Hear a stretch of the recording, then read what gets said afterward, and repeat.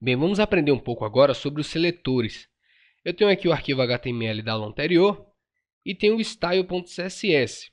Então, eu vou criar um novo arquivo HTML como seletores.html, certo? Então, nós temos agora dois arquivos HTML e um arquivo CSS só, certo? Então, para cada assunto novo que a gente for estudar, a gente cria um arquivo HTML separado, certo? Vou alterar o título aqui, seletores. Ok.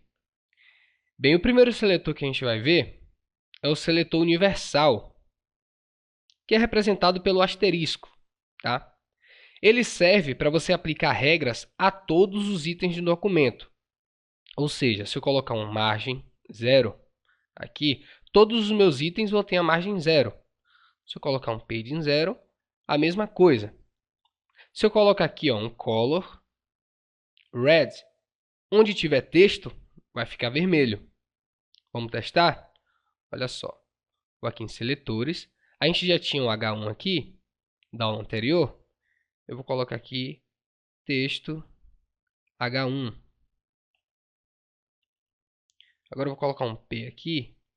Vou colocar parágrafo.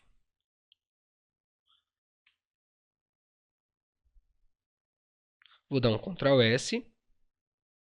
Vamos ver no navegador. Seletores. Perceba aqui, o parágrafo ficou vermelho, tá? O H1 não ficou, ficou azul. Por quê? Veja que nós declaramos aqui um seletor universal, mas perceba que logo abaixo nós temos aqui um seletor tag, um H1, que atribuiu a cor azul para o H1. Então, se a gente tirar, vou dar um Ctrl S, vou voltar lá, vou atualizar. Veja que ele ficou vermelho, certo? Então, é assim que funciona. Geralmente, usa-se o seletor universal para criar um reset da página, ou seja, um comportamento inicial. Beleza? Vou dar um Ctrl Z aqui, vou retornar o Color Blue. Vamos comentar esse H1 aqui. Para adicionar um comentário é muito simples, é só colocar uma barra e um asterisco, tá? E aí você pode explicar o seu código, pode comentar uma parte dele para que ele não tenha nenhum efeito na página. Então, eu vou colocar aqui, aula 1, tá? Para você finalizar o comentário é muito simples, é só colocar um asterisco e uma barra, certo? Mas como eu quero que essa linha aqui fique comentada também, que ela não tenha nenhum efeito na página, ao invés de finalizar aqui, eu finalizo aqui embaixo, asterisco e uma barra, certo? Então vamos lá. Então nós já aprendemos sobre o seletor universal. O segundo seletor vai ser o seletor tag, ou tipo, que é a gente declarar o nome da tag, H1. Tá? Nós temos aqui um H1 e um P. Então se eu colocar aqui um H1, vou colocar o color blue. Vou colocar um font size 50 pixels. E logo aqui embaixo vou colocar um P também. E entre chaves vou colocar um color green, font size 12 pixels, ponto e vírgula. Vou dar um Ctrl S para salvar. Vamos ver no navegador. Atualizando. E olha só, temos aí o H1 e o parágrafo. Beleza? Então esse é o seletor tag. Temos aqui o seletor universal, o seletor tag. Vamos ver agora o seletor atributo. Vamos ao exemplo. Vou deixar esse H1 e esse parágrafo aqui. E olha só, eu vou criar aqui um formulário bem simples. E vou criar 3 inputs. Vou colocar aqui nome, vou dar um BR. Vou lá, input, type, text. Vou dar um name, nome. Ok, vou dar um BR aqui. Vou colocar agora e-mail.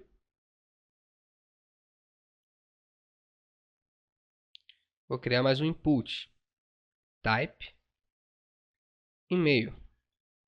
Vou colocar o nome, e-mail,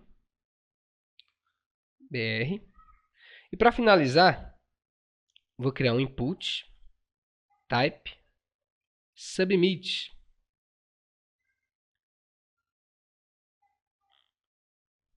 coloco aqui um valor, né? Enviar. Tudo certo, eu vou dar um Ctrl S. Vamos ver aqui no navegador. Bom, então temos aqui um formulário, tá? Ele herdou aqui algumas propriedades do seletor universal, que foi essa cor aqui, eu vou tirar, certo? Vou dar um espaço maior, vou colocar aqui um BR, Ctrl S para salvar. Ok, então temos aqui 3 inputs, né? Um do tipo texto, um do tipo e-mail e um botão, tá? Olha só, type text, type e-mail e type submit. Então, olha só, se eu chegar aqui no CSS, vou colocar aqui input, e entre chaves, vou começar a estilizar, então, os meus campos, né? Vou colocar aqui uma largura, width, vou colocar 200 pixels. Vou colocar um background color, para alterar a cor de fundo. Vou colocar aqui um joguinho da velha, uma tralha, para colocar uma cor em hexadecimal, vou colocar CCC, tá? Que é um cinza. Ponto e vírgula. Vou dar um Ctrl S. Se a gente voltar aqui no navegador e atualizar, perceba que todos os inputs ficaram com a mesma formatação. Bem, o que acontece? Acontece que todos são inputs. Bom, como é que a gente faz para resolver isso então? Se todos são inputs, o que difere um do outro é o tipo, é o type, é esse atributo aqui, tá?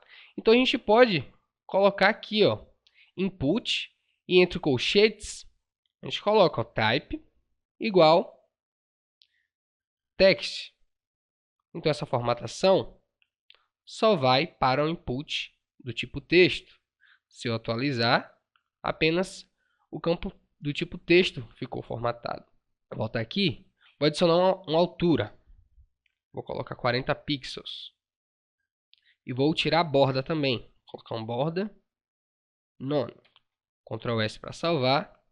Veja que ele ficou maior, ficou sem borda, tá? Vou voltar aqui, diminuir um pouquinho, colocar 35. Bom, e o do tipo e-mail e o submit? É simples, é só fazer a mesma coisa. Input. E aqui a gente coloca o atributo. Type. E-mail. Vamos lá. Eu posso copiar aqui. Colar essa formatação. Não tem problema nenhum. Ctrl S para salvar. Agora eles vão ficar iguais. Certo? E o botão? Muito fácil também, ó. Input. Entre colchetes. Type. Submit. Width. E aqui eu vou colocar, ó, 50 pixels. Opa. De largura. Vou mudar a cor de fundo. Background color. Verde aqui. Vou colocar uma altura também. 35 pixels. Ok. Tirar a borda, né? Colocar aqui pointer. Ponto e vírgula. Color.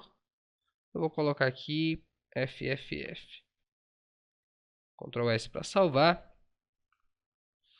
Tudo certo, né? Então esse seletor atributo só funciona com o atributo type? Não. Você pode utilizar outro atributo também.